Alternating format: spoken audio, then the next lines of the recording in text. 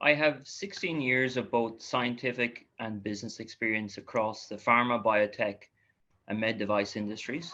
Prior to Poolbeg, I worked at the global biopharmaceutical Alkermes, where I had responsibility for leading and supporting corporate strategy development, M&A activities, and licensing efforts across both CNS and oncology. I've had commercial and marketing positions at both J&J and Craig-Anna Medical, overseeing a number of product launches across both women's health and cardiovascular therapies. Finally, at Medtronic, I worked as a cross-functional product development lead, managing R&D programs from design concept through to FDA approval, including a novel drug-eluting stent and coronary delivery system.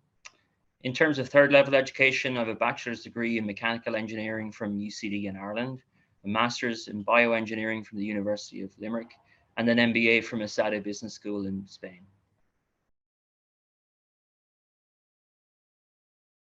For me, the decision to join Poolbeg Pharma was a pretty easy one, driven by, I would think, three distinct factors. Firstly, the team.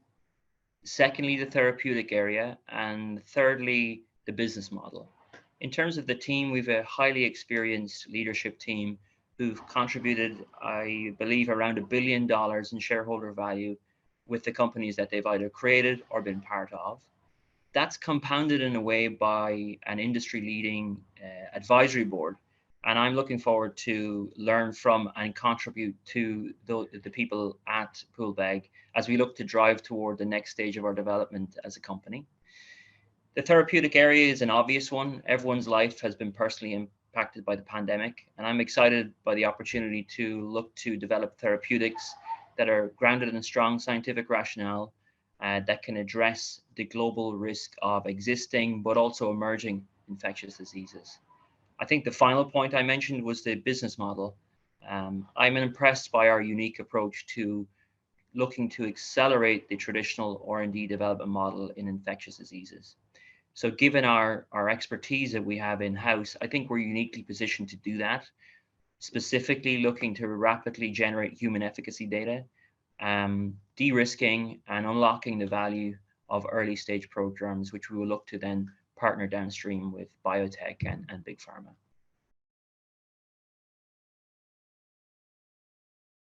As the company evolves, I think the kernel of what we will do will remain the same. So continuing to challenge the traditional R&D development model in infectious diseases.